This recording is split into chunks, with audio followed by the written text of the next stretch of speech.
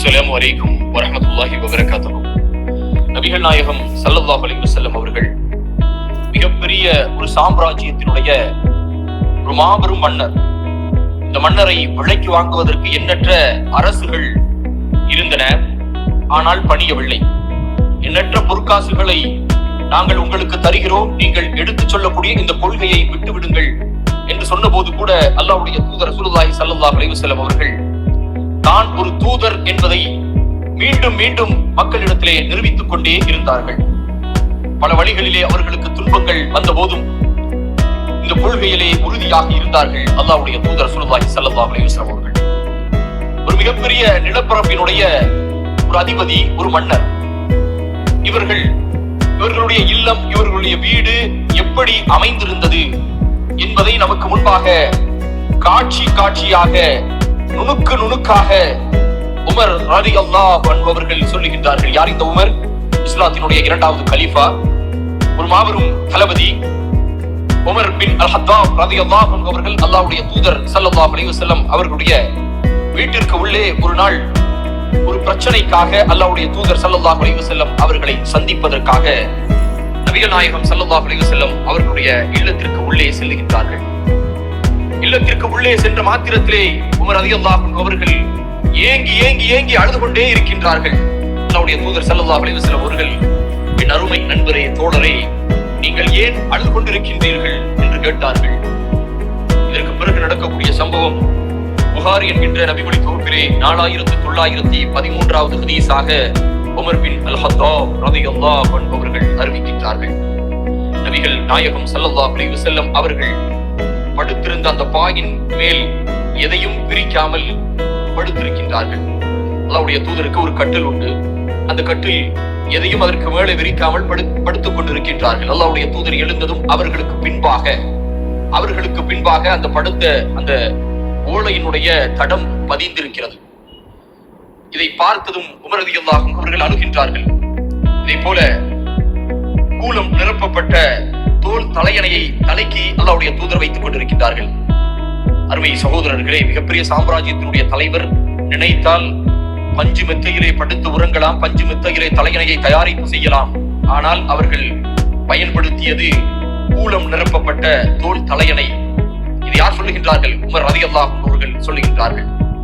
பிறகு அல்லாஹ்வுடைய தூதர் ஸல்லல்லாஹு அலைஹி வஸல்லம் அவர்கள் படுத்திருந்த அந்த கால்மாட்டில் தோல் பதனிட பயன்படுத்தப்படும் இலைகள் குவிக்கப்பட்டிருந்தன. தலைப்பகுதியில் தண்ணீர் வைக்கும் தோல் பாத்திரம் தொங்குவிடப்பட்டிருக்கிறது. இதையெல்லாம் சுத்தி சுத்தி பார்த்துவிட்டு உமர் ரலியல்லாஹு அன்ஹு அவர்கள் ஏங்கி ஏங்கி அழுது கொண்டே இருக்கின்றார்கள்.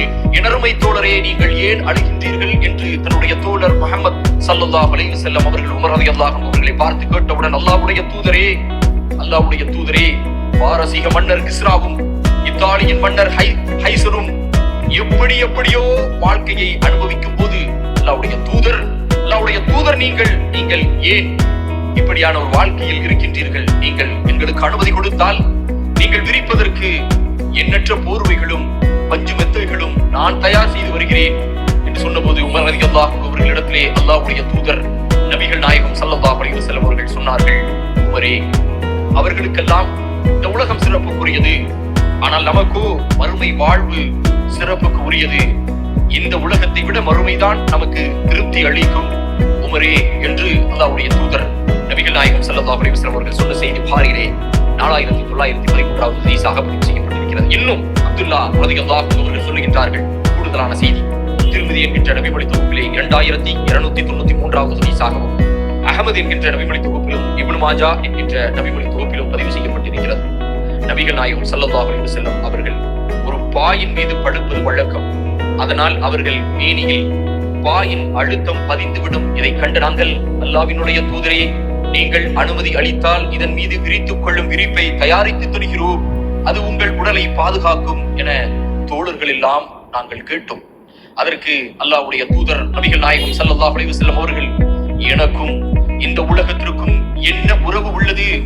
மரத்தின் நிழலில் சற்று நேரம் இளைப்பாரி விட்டு செல்லக்கூடிய ஒரு பயணிக்கும் அந்த மரத்துக்கும் என்ன உறவு உள்ளதோ அது போன்ற உறவுதான் எனக்கும் இவ்வுலகத்திற்கும் உள்ளது என கூறி அதை நிராகரித்து விட்டார்கள். ஆம், இந்த உலகம் பூமின்களுக்கு ஒரு பயணிக்கும் பயணியை போல் நிரந்தரமான வாழ்க்கை என்பது மறுமைதான் என்றார்கள் அல்லாஹ்வுடைய தூதர் நபிகள் நாயகம் ஸல்லல்லாஹு அலைஹி வஸல்லம் அவர்கள். இப்படி எளிமையாக வாழ்ந்தார்கள். இந்த உலகத்திற்கும் எனக்கும் என்ன இருக்கின்றது? எனக்கு மறுமைதான் திருப்தி அளிக்கக்கூடிய வாழ்க்கை என்பதை அல்லாஹ்வுடைய தூதர் ஸல்லல்லாஹு அலைஹி வஸல்லம் அவர்கள் வாழ்ந்தார்கள். தன்னுடைய தோழர்களுக்கும் அதை கற்றுத்தந்தார்கள். அருமை சகோதரர்களே, இந்த வாழ்க்கையிலே அல்லாஹ்வுடைய தூதர் ஸல்லல்லாஹு அலைஹி வஸல்லம் அவர்கள் வாழ்ந்த இந்த வாழ்க்கையிலே நமக்கு நிறைய படிப்பினைகள் இருக்கின்றன. இன்னொன்று தெரியுமா உங்களுக்கு? புகாரிலே 5818வது ஹதீஸாக அபூ புர்தா ரலியல்லாஹு அன்ஹு அவர்கள் சொல்லுகின்றார்கள், நபிகள் நாயகம் ஸல்லல்லாஹு அலைஹி வஸல்லம் அவர்களுடைய மனைவி நம்முடைய அன்னை ஆயிஷா ரலியல்லாஹு அன்ஹா அவர்கள் எங்களிடம் ஒட்டு போட்ட கெட்டியான ஆடை ஒன்றையும் கெட்டியான கீழங்கி ஒன்றையும் எடுத்து காட்டி, இந்த இரண்டையும் தான் அணிந்திருந்த நிலையில் அல்லாஹ்வுடைய தூதர் நபிகள் நாயகம் ஸல்லல்லாஹு அலைஹி வஸல்லம் அவர்களின் உயிர் பிரிந்தது என்றார்கள். எளிமையான வாழ்க்கை, மிக மிக எளிமையான வாழ்க்கை. ஒரு மன்னர் மிகப்பெரிய நிலப்பரப்பிற்கு ஜனாதிபதி, மிகப்பெரிய சாம்ராஜ்யத்தினுடைய தலைவர் கட்டளையிட்டால் அவர்களை சுற்றி ஏராளமான பொற்காசுகளும் ஏராளமான தங்க குவிகளும் கிடக்கும். ஆனால் அல்லாஹ்வுடைய தூதர் அதையெல்லாம் விரும்பாமல் இந்த கொள்கையை மக்கள் மத்தியிலே எடுத்துரைத்தார்கள். நாளை மறுமைதான் நமக்கு நிரந்தரமான வாழ்க்கையை கொடுக்கக்கூடிய ஒரு வாழ்க்கை. அந்த வாழ்க்கைக்கு இந்த உலகத்தை நீங்கள் பயன்படுத்திக் கொள்ளுங்கள் என்றார்கள் அல்லாஹ்வுடைய தூதர் நபிகள் நாயகம் ஸல்லல்லாஹு அலைஹி வஸல்லம் அவர்கள்.